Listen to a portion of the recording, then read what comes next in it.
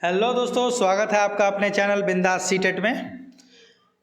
आइए शुरू करते हैं आज का 14वां चैप्टर। इससे पहले हम लोगों ने 13 चैप्टर कक्षा 3 की एनसीईआरटी की पर्यावरण अध्ययन यानी कि एनवायरमेंटल स्टडीज़ के बना रखे हैं। अगर आप लोगों ने नहीं देखे हैं तो पहले जाएं प्लेलिस्ट में और वहां जाकर चैप्टर वाइज देख लें। और ये वीडियो बेनिफिशियल रहेगी सीटेट के तैयारी करने वाले एस्पिरेंट के लिए, साथ ही अदर स्टेट के टीटी एग्ज़ाम्स के लिए भी।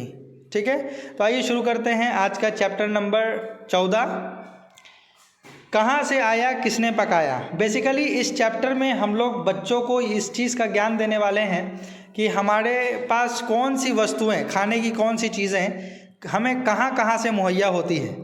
ठीक है, और सीटेट में यही सवाल आपसे पूछा जाएगा, directly content based fact based किसी चीज़ का नाम दे दिया जाएगा और बताया जाए कि बताइए ये कहाँ मिलता है। जैसे भारत, मान लीजिए कि धान भारत में कहाँ ज़्यादा उपजाया जाता है, या चीनी कहाँ उपजाया जाता है, या उपजाया जाता है बोल रहा हूँ, चीनी कहाँ से प्राप्त होता है, कॉफ़ी कहाँ ज़्यादा उपजाया जाता है। तो इस तरह की बहुत सारी चीज़ें आपको देखने को मिलेंगी। तो यहाँ आप देख रहे हैं कि एक फ़ोटो दिया गया है। इस फोटो में कंप्लीट 4 फोटोज़ हैं और चारों फोटो में आप देख रहे होंगे कि यहाँ पे फ़ोटो नंबर 1 में एक महिला है जो कि कुछ पका रही है ना। फ़ोटो नंबर 2 में देखिए, जैसे फ़ोटो नंबर 1 में वेणु का परिवार है, उसमें एक फैमिली दिखाई गई है। फ़ोटो नंबर 2 में रानी का परिवार है, उसमें एक फैमिली दिखाई गई है। उसी तरह यहाँ पर फ़ोटो है और सब में कुछ ना कुछ आपको दिखाया गया है। तो इसमें क्या है कि दोनों परिवार में कौन किस तरह के काम कर रहा है। तो आप यहाँ देख सकते हैं कि यहाँ 2 परिवार में अंतर दिखाया गया है। एक है वेणु का परिवार जो कि थोड़ा समृद्ध परिवार है, थोड़ा धनी परिवार है। इनके परिवार में आप देखें कि इनके यहाँ खाना बनाने के लिए अच्छी व्यवस्था है ना। खाना खाने के लिए इनके पास अच्छे प्लेट हैं और आराम से ये लोग बैठ के खाना खा रहे हैं। साथ में ये लोग आराम से अपने, यहाँ आप देखें इनके बच्चे जो हैं मस्ती कर रही है, ये लोग बैठ के आराम से न्यूज़पेपर पढ़ रहे हैं। लेकिन वहीं अगर आप दूसरी तरफ देखें तो रानी का जो परिवार, ये थोड़ा सा निर्धन परिवार है ना। ये मिट्टी के चूल्हे पर खाना बना रही है ना। ये लोग भी खाना खा रहे हैं, लेकिन इन लोगों के, इनके बर्तन और इनके बर्तन आप देख सकते हैं, इनके खाने के पकवान और इनके खाने के पकवान में अंतर है ना। और उसके बाद ये लोग खा पी करके आराम कर रहे हैं, वहीं ये लोग क्या कर रहे हैं, मेहनत कर रहे हैं। तो ये दिख रहा है हमें अंतर धनी परिवार और निर्धन परिवार में। अब बात करते हैं दोनों परिवार में कौन किस तरह के काम कर रहा है। क्या तुम्हारा परिवार इन दोनों में से किसी एक परिवार जैसा है? यदि हाँ तो किसके जैसा है? तुम्हारा परिवार उस परिवार से कैसे मिलता है?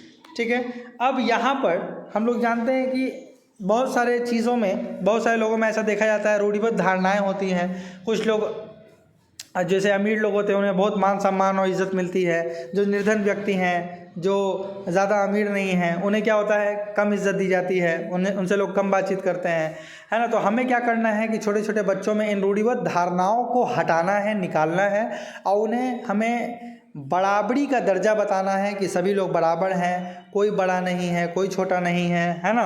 सभी के काम इम्पोर्टेंट है। और यहाँ पर लड़का लड़की की विषमता को भी हमें बताना है। ठीक है, भेदभाव लड़का लड़की में नहीं होना चाहिए, ये सब चीज़ें हमें दिखानी है। इस पिक्चर में आप एक चीज़ ये भी देखें, यहाँ इस परिवार में क्या है, लड़का झाड़ू दे रहा है, लेकिन इस परिवार में क्या है, निर्धन परिवार में लड़की झाड़ू दे रही है। यहाँ अमीर परिवार में आप देखें लड़की बैठ के खा रही है, लेकिन गरीब के यहाँ देखें क्या हो रहा है, लड़की काम करने जा रही है ना। और यहाँ क्या है, लड़की खेल रही है। तो ये जो है बताया गया कि एक परिवार में अच्छा वैल्यू दिया जा रहा है, एक अच्छी वैल्यू दी जा रही है लड़कियों को, और एक वहीं दूसरे परिवार में उतनी वैल्यू नहीं दी जा रही है। ठीक है, तो हमें ये समझना होगा कि लड़के और लड़कियां जो होती हैं वो बराबर होते हैं। ठीक है, दोनों में कोई भेदभाव नहीं होता है और दोनों में हमें भेदभाव करना भी नहीं चाहिए। वे सारे काम जो लड़के कर सकते हैं वे लड़कियां भी कर सकती हैं। ठीक है, और वो सारे काम जो लड़कियां कर सकती हैं वे लड़के भी कर सकते हैं। ठीक है, तो यहाँ पर यही बात कहा जा रहा है, क्या तुम्हारा परिवार इन दोनों में से किसी एक परिवार जैसा है? तो क्या हम लोग अपने ऊपर भी सोचें, क्या हमारे परिवार में ऐसे लोग हैं कि हम लोग खुद भी अपने घर की लड़कियों से काम करवाते हैं, लड़कों को आज़ादी देते हैं? यदि नहीं तो हम लोग में क्या ऐसे परिवार हैं जिसमें लड़के भी काम करते हैं और लड़कियां खेलती हैं? क्या हम लोग दोनों को बराबर दर्जा देते हैं? तो इन सब चीज़ों को हमें समझना होगा। और यहाँ बेसिकली ये पॉइंट पढ़ाने का मतलब यही है कि रूढ़िबद्ध धारणाओं जैसे लड़का लड़की में भेदभाव, इसे इंग्लिश में जेंडर कहते हैं, जेंडर विषमता, ठीक है, में चर्चा संवेदनशीलता से होनी चाहिए ताकि बच्चे उन पर सवाल तो कर सकें अगर किसी को भावनाओं को ठेस ना पहुँचे, है ना, मगर किसी के भावनाओं क्या है, ठेस नहीं पहुँचना चाहिए। इस तरह से बच्चों से चर्चा करनी चाहिए, क्योंकि जो छोटे छोटे बच्चे होते हैं, आपके कक्षा 3 में बच्चे रहेंगे, तो उसमें क्या होगा, उसमें लड़के भी होंगे, लड़कियां भी होंगी, है ना, तो सब उसमें आपको इस तरह से चर्चा नहीं करना है जिससे लड़कियों में हीन भावना पैदा हो जाए कि अच्छा मैं तो कमज़ोर हूँ, मेरा जन्म सिर्फ काम करने के लिए ही हुआ है ना, इस तरह की चीज़ें नहीं हो। दोनों को रोमांचक तरीके से पढ़ाना है, रोचक तथ्यों के साथ पढ़ाना, गतिविधियों के साथ पढ़ाना है, दोनों को बराबर मौका देना है, ठीक है। तो दोनों में कोई भी ऊपर नीचे नहीं होना चाहिए, विषमता नहीं आनी चाहिए दोनों में, ठीक है, भेदभाव नहीं होना चाहिए, ऐसा बच्चों में हमें बताना है। उसके बाद कुछ क्वेश्चंस है जो कि हमें पूछना है, अपने परिवार के बारे में बताओ, तो बच्चे बताएंगे। क्या तुम्हारे घर में सब एक साथ खाना खाते हैं, तो भी बच्चे बताएंगे। अगर हाँ खाते हैं तो अच्छी बात है, नहीं खाते हैं तो क्यों नहीं खाते हैं, वो भी बच्चे बताएंगे। सबसे आखिर में कौन खाना खाता है, बहुत लोग के परिवार में ऐसे होते हैं कि बड़ी घर के जो बड़े होते हैं वो सबको खिला देते हैं, उसके बाद अंतिम में खाते हैं, है ना। खाना बनाने में कौन कौन मदद नहीं करता और क्यों, तो ये भी बच्चों से पूछना है, तो बच्चे बताएंगे। कुछ बच्चे आपको ऐसा भी जवाब देंगे कि सर या टीचर, मैं खाना इसलिए बनाने में इसलिए मदद नहीं करता क्योंकि मैं तो लड़का हूँ, है ना। तो यहाँ उसके दिमाग से इस बात को निकालना है कि लड़का हो तो क्या, क्यों नहीं खाना नहीं बना सकते, बिल्कुल बना सकते हैं, लड़के भी खाना बना सकते हैं। तो यहाँ जो जेंडर विषमता है, यहाँ जो लड़का लड़की के प्रति जो भेदभाव बच्चों में पनपता है, उसे हमें यहीं से तोड़ना है, यहाँ से हटाना है, और इस तरीके से कि किसी की भावनाओं को ठेस ना पहुँचे, ठीक है। उसके बाद तुम्हारे घर में और तुम्हारे एक दोस्त के घर में तालिका में दिए गए काम कौन कौन करता है। अब जैसे यहाँ पर 2 कॉलम है, बच्चों को दे देना है होमवर्क के रूप में, क्लास वर्क के रूप में उनसे करवाना है। खाना बनाना कौन बनाता है, तुम्हारे घर में कौन बनाता है, हो सकता है तुम्हारे हम लोग के अपने घर में, या बच्चों से पूछना है तो कौन बनाता है। हो सकता है हमारे घर में मम्मी बनाती है, उसके घर में हो सकता है पापा बनाते हो। बाज़ार से सामान खरीदना, हो सकता है कि यहाँ मम्मी खरीदती हों, वहाँ पापा खरीदते हों।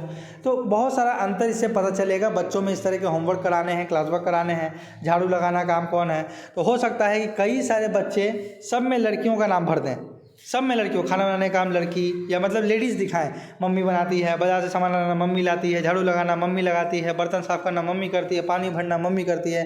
तो यहाँ पर बच्चों को ये बताना है कि सिर्फ हर काम मम्मी ही क्यों, पापा क्यों नहीं कर सकते, या बड़ी बहन ही क्यों, बड़ा भाई क्यों नहीं कर सकता, है ना। तो यहाँ पर हमें भेदभाव हटाना है, जो बच्चे के दिमाग में ये बैठा हुआ कि ये काम केवल और केवल महिलाएं का है, लेडीज़ का है ना, स्त्रियों का है, लड़कियों का है, तो ऐसा नहीं है। ये सारे काम लड़कों को भी करने चाहिए और इसमें कोई भेदभाव या ऊपर नीचे नहीं होता है। उसके बाद घर में ज़्यादा काम कौन करता है ना, तो ये भी एक सवाल है। तो जैसा कि हम लोग जानते हैं 90% के में तो मम्मी ही करती है, लेडीज़ करती है घर की, जो बड़ी होती हैं। लेकिन हमें बच्चों में ये बीज उनके बचपन की कक्षाओं से ही दिमाग में डाल देना चाहिए कि ज़रूरी नहीं है कि हर काम मम्मी करे या लेडीज़ करे या घर की लड़की करे, है ना, दोनों कर सकते हैं, कोई भेदभाव नहीं है। उसके बाद जो खाया कहाँ से आया, ठीक है। अब यहाँ कुछ चीज़ें हैं, जैसे हम लोग देखते हैं घर में बहुत सारे सामान हम लोग के पास आते हैं, जो चीज़ें हम पेड़ पौधे से लेते हैं उन पर हरे रंग लगाओ, जो चीज़ हमें जानवरों से मिलती है ना, उन पर लाल रंग लगाओ। तो ये सब चीज़ हम लोग कर सकते हैं। अब जैसे मान लिया कि हल्दी है ना, हल्दी हमें कहाँ से मिलती है, हल्दी हमें कहाँ से मिलती है, हल्दी हमें पेड़ पौधों से मिल जाएगी, पालक हमें पेड़ पौधों से मिल जाएगी, है ना, नींबू हमें पेड़ पौधों से मिल जाएगी। तो ये सब पे कैसा रंग लगाने के लिए बोला गया है, हरा रंग लगाने के लिए बोला गया है ना। जो जानवर से मिलेगा तो मछली, ठीक है, और क्या मिलेगा, मांस, ये सब चीज़ हम लोग लगा सकते हैं, ठीक है। उसके बाद जब तुम बीमार हो तो क्या पेड़ पौधे से मिलने वाली चीज़ों को दवाई के रूप में लेते हो, बिल्कुल लेते हैं। चोट लगने पर कुछ ऐसी पत्तियाँ होती हैं, कुछ जड़ी बूटियाँ होती हैं जिनको पीस कर हम लगाते हैं और हमारा दर्द गायब हो जाता है। उसके बाद यहाँ एक पैडागॉजिकल है, बच्चों के परिवेश में दवाई के रूप में प्रयोग किए जाने वाले पेड़ पौधों की पहचान व उनका उपयोग पारंपरिक ज्ञान की परख का समझ को मौका देना है। यहाँ कहने का मतलब ये है कि बच्चों के परिवेश में दवाई के रूप में प्रयोग किए जाने वाले पेड़ पौधे, यानी बच्चों को बचपन से ये ज्ञान देना है कि इस पौधे के इन जड़ी बूटी से, चाहे इन पत्ती से, इस छाल से ये फ़ायदा होता है ना। चोट लगा तो चोट लगने के लिए अगर इस पैर की इस छाल को या इस पैर की इस पत्ती को पीस कर लगाएंगे तो हमारा चोट गायब हो जाएगा, है ना। या मेरी तबीयत ख़राब है तो इस पत्ती का काढ़ा पिएंगे तो हम ठीक हो जाएंगे। तो ये क्या है, हमारा पारंपरिक ज्ञान है ना, जो सदियों से चला आ रहा है। तो ये हमें बच्चों को देते रहना है ना। उनसे क्या होगा, इनकी समझ और परख बढ़ेगी। जैसे खांसी के लिए, दांत में दर्द होने के लिए, से हम लोग को पता है दांत में दर्द होता है तो हम लोग लौंग रखते हैं या लौंग चबाते हैं। तो उनसे क्या होगा, उन्हें ज्ञान होगा कि अच्छा ये लौंग तो मसाले के रूप में है, ये पेड़ पौधे से प्राप्त होता है।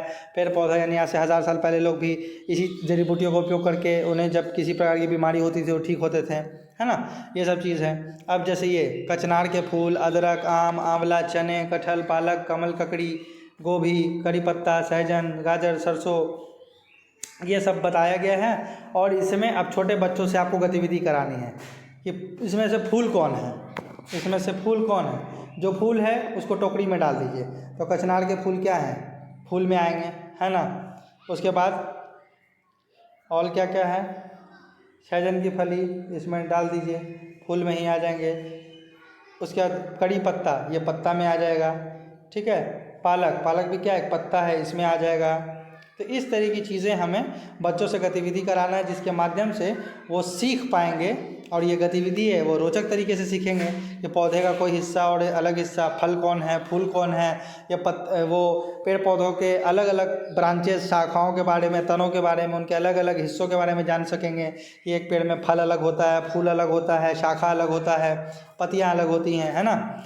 इसके बाद इस अभ्यास में कुछ पौधों के ऐसे भाग दिए गए जो हमारे भोजन का हिस्सा हैं। बातचीत के द्वारा सूची को बढ़ाया जा सकता है ना। इसमें कुछ दिया गया है, ये बताया गया है, कुछ दिया गया है। बाकी आप चर्चा करें, चर्चा करके आप बच्चों को चाहें तो और भी ज़्यादा लिस्ट बता सकते हैं। तो यहाँ पर हमारा ये चैप्टर नंबर 14 हुआ समाप्त। मिलेंगे अगले चैप्टर नंबर 15 में।